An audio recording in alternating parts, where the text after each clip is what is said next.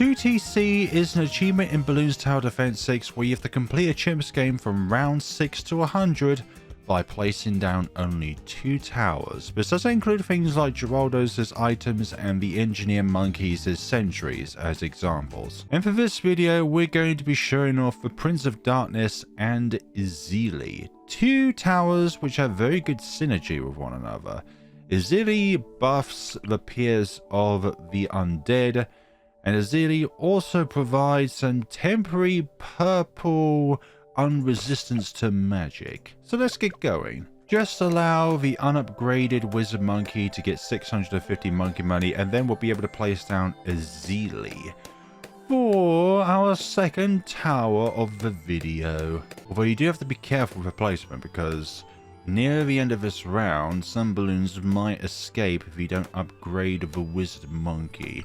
So let's put our Ezili down right here, and then we will be able to get started with the rest of this challenge. Wait. What are you doing there, sneaky balloon? Sneaky blue balloon. We'll place Ezili down in a more center part of the track so that she covers more rows, columns, and hopefully this blue balloon, pronounce it correctly this time, will not escape our grasp. There we go.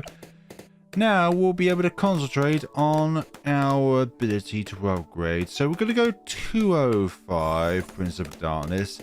Ezili will be able to cover leads for the early part of the game, and then once we get the necromancer involved, then leads will not be an issue whatsoever. By round 13, Galaxy will be able to have the Heartstopper ability, which means that any regrow balloons will not be able to regrow at all if they've lost any layers. But also, within one of the more recent updates, Heartstopper also prevents purples from having their immunity from magic attacks. So therefore, the wizard's magical bolts will no longer have an issue when it comes to popping purple balloons, which will be very handy for round 25 and many others. Let's just put the Heartstopper in place because these are a little bit annoying, and the effect is permanent once the balloon is on the track, even if the aura around the screen dissipates.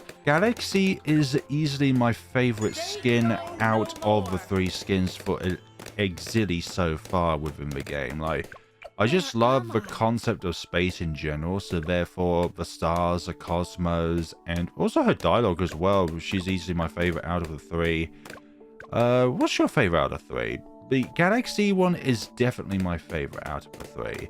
I would say the base one is second, and then the cat one is probably my least favorite. I don't know, I'm more of a dog person when it comes to pets, but cats are definitely wonderful in their own ways, but I'm a dog person and not a cat person. I just find cats a bit too unpredictable. I don't know if they are happy or if they just want to scratch me. Oh, we're having a bit of trouble here, so I think maybe the middle path over the top path might provide a bit more attack variety, but I just prefer the more powerful magical bolts that come out of this particular tail. Now, we're not going to activate the Heartstopper until the purples come out, because we really need it for now. Yeah, we'll do it now. So hopefully all the purples will be popped by this point. Yep, there we go, all the purples are popped, because I think once the aura's gone away from the screen, then the purples will gain back their immunity to magical attacks and fire attacks.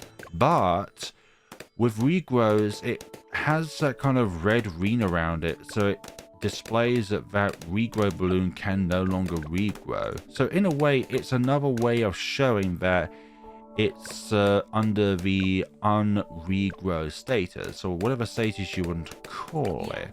So we're going to need Ezili's attack for round 28, or maybe I am uninformed and we do need the middle path from the top path for being able to deal with leads. Let's see, round 28 is coming up, and let's see, Ezili. Yep, Ezili deals with leads. That's very good to see. That is a very good one, see. Otherwise, we would have been stuffed there. And we'd have to take this back from the top. There we go. Now we've got the undead to our side. And once Ezili gets to level 11, she is able to increase pierce of the reanimated balloons by 50%. So let's say if something has 10 pierce, now it has 15 pierce because of that 50% upgrade. That's just an example. I'm not saying that that is the pierce of these things. Lovely. Keep on growing that that graveyard, because you are currently quite weak when it comes to this sort of stuff. And I really want it closer to the 500 mark rather than the 0 mark. Although in this stage of the game, we can't really get ourselves a big graveyard, but we are doing work. I think, in a way, top path is hurting our ability to get a regrow farm because of the fact that the magical bolts hone in rather than just go in a straight line. So that might have been a mistake on our behalf rather than going the middle path, but we will play this out, and if things go south then we will resort to middle path rather than top path. But I've already done top path for my Prince of Darkness 2 Megapop, so this just adds a tad bit more variety to the mix. Our next aim is to get the Prince of Darkness, and then with the remainder of our money we're just going to keep on upgrading the levels as Ezili.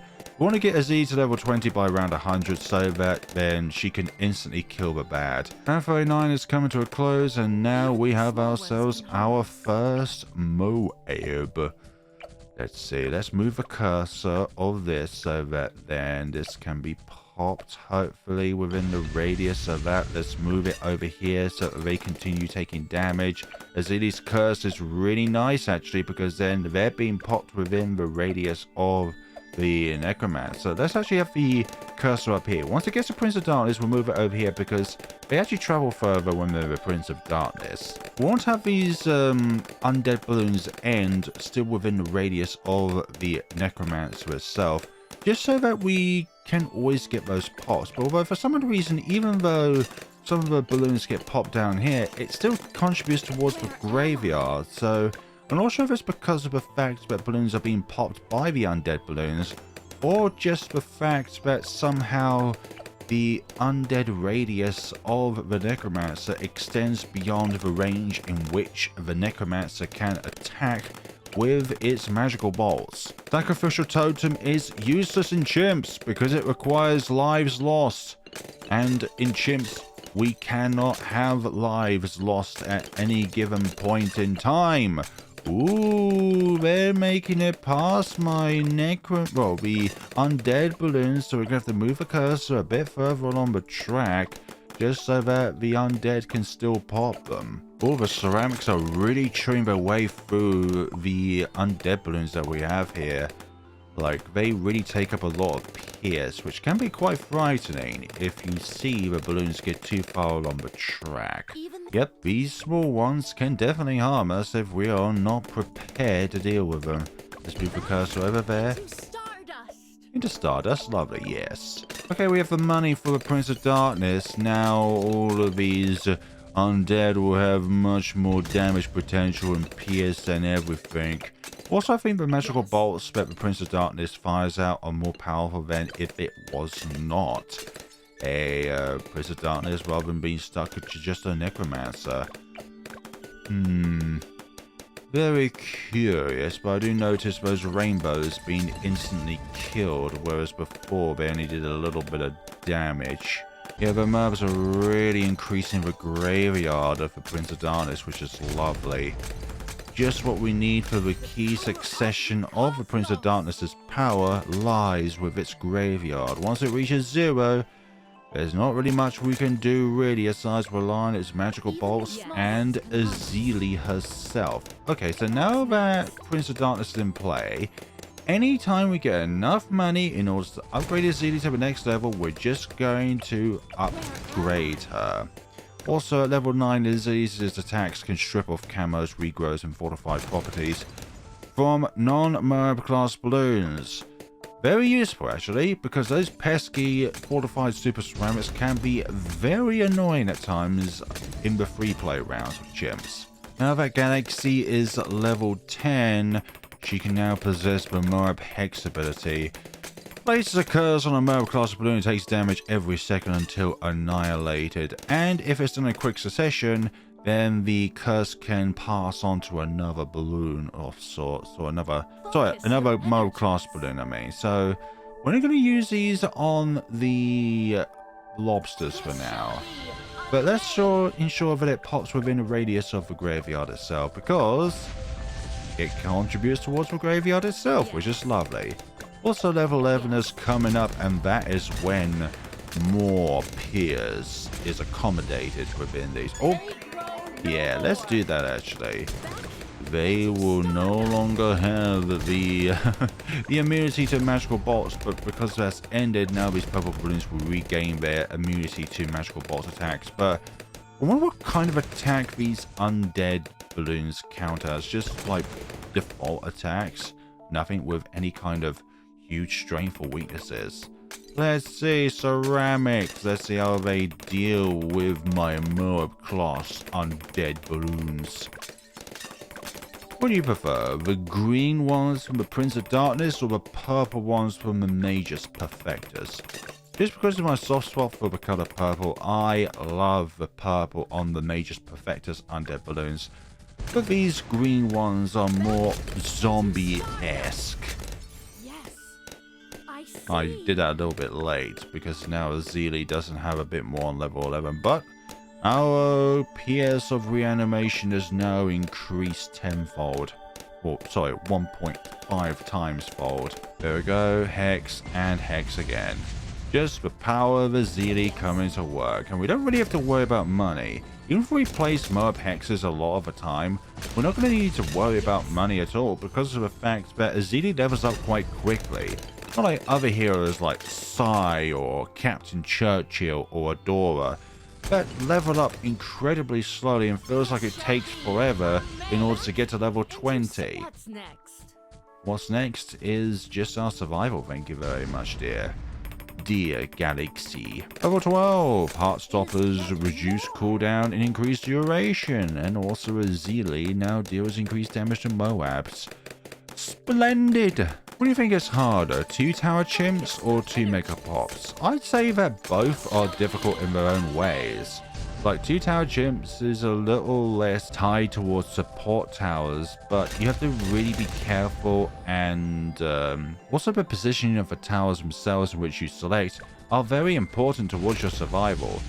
Like with 2 Mega Pops, like you can strategically place certain balloons so that, let's say, if you want something that doesn't fire at balloons, you can have it like, let's say, it's right behind this log, for example, and therefore it won't be able to actually hit any balloons because of the fact that it's placed behind an obstruction that denies it the ability to just attack by default. And what you would usually have behind one of those obstructions is an ability-based tower in which you choose to attack, because abilities are not obstructed by obstructions like these logs. I wonder if we can actually get a 2 Tower Chimps under 2 million pops because of the fact that Ezili strips away pops. Down 76, Heartstopper so that these don't regrow. Oh, they were making it right to the end of the graveyard. That's quite concerning actually. That goes like that, that goes like that, and the curse has ended. Damn it, maybe only affects 2 at a time at the moment. Prince of Darkness has 255,000 pops and Ezili has 23,000. The gap will become closer as time goes on, do not you worry. 79 is adjourned. Place a Moab Hex on these 2. There we go, and that's done that one. So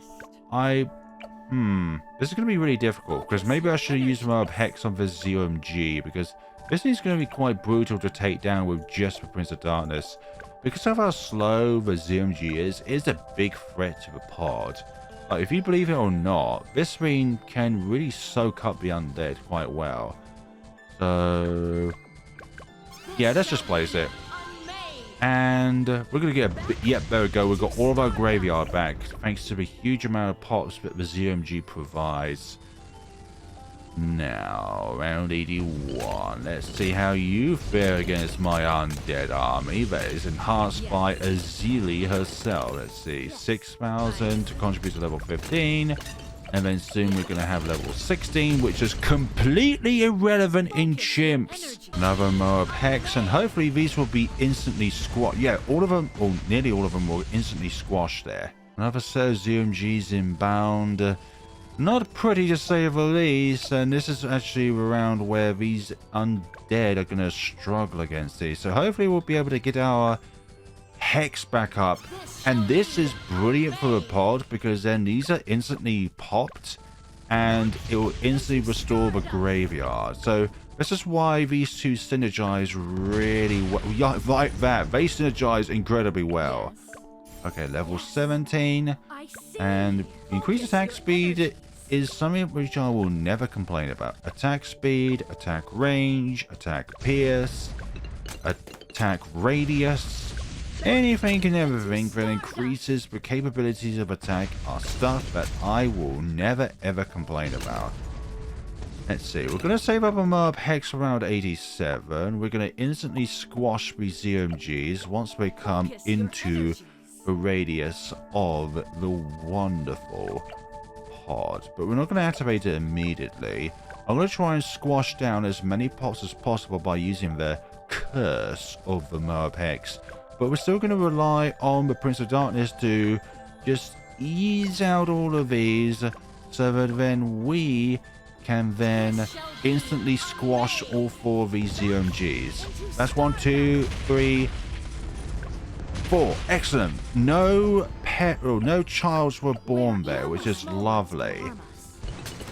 That sometimes can be the make or break in this, depending on not if these things work out in the end. And I hope they do all work out in the end. Okay, so these ones we're also going to squash out of existence. So these will do enough damage, and yep, that works as well. Lovely. These are fantastic, actually, because these are insta regrowths for our graveyard. And these are not too slow nor too powerful to not be popped, but also not to be too irrelevant. ZMGs, I swear, are the worst thing for the Prince of Darkness because of how slow they are. Let's see, we're going to cast this on... Actually, we're not going to cast it on the DDTs because they barely provide pop count. Yeah, beware the DDT. There we go. We upgraded just in time for the level to increment. All these super ceramics, super fortified ceramics are very scary. But oh, we should have activated that a bit later, actually. No worries. Yeah, they're going to spawn childs, which is not what I was hoping for. But now this will be available for round 94 when there's 4, not 4 ZMGs. We've already had that around.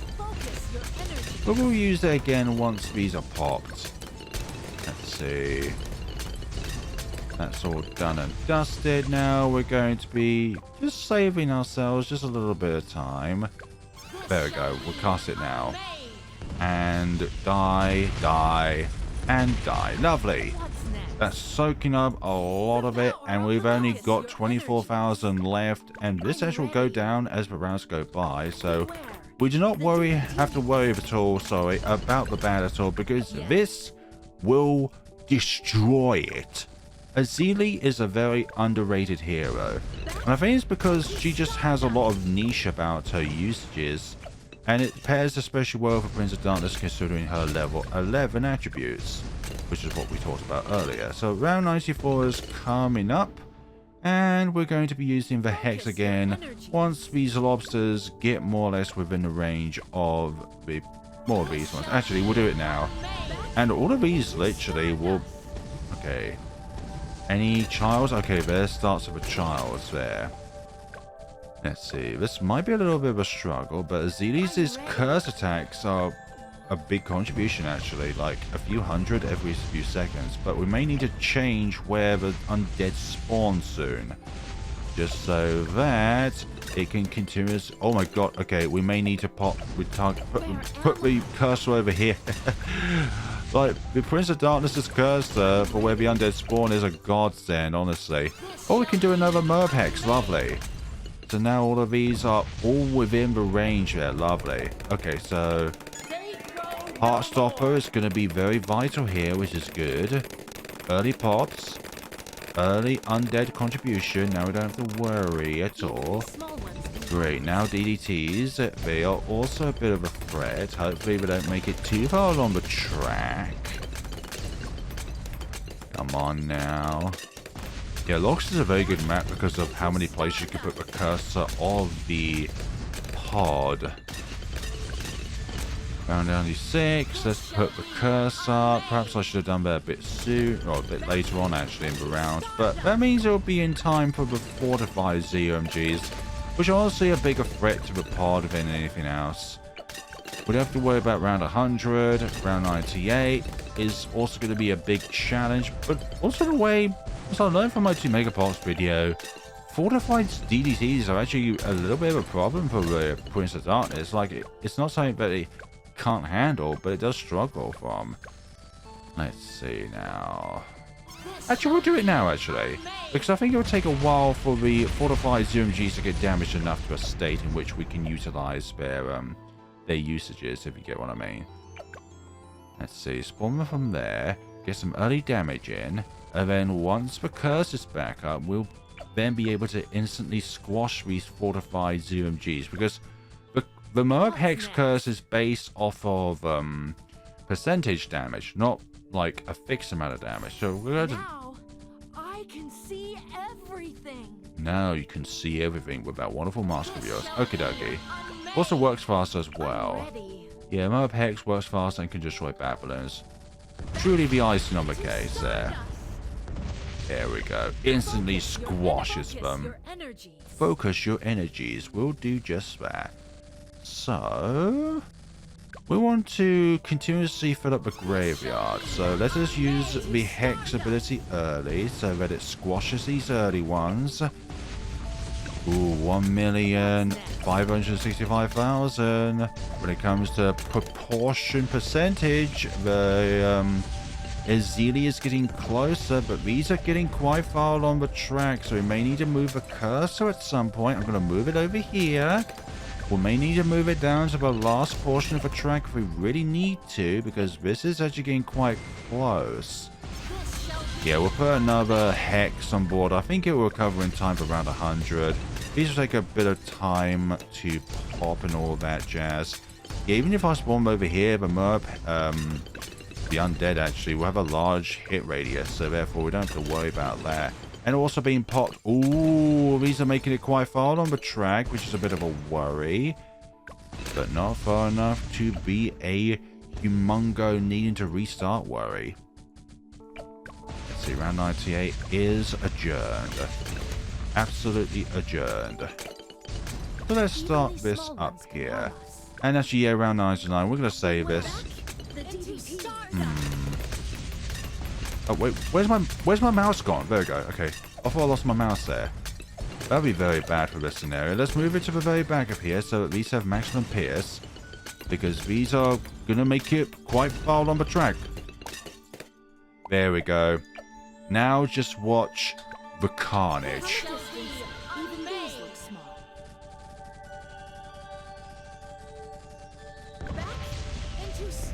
Just like that. 2 tower chimps with Prince of Darkness and Ezili. Only one hiccup at the very start there, and that was just replacement of Ezili on round 8.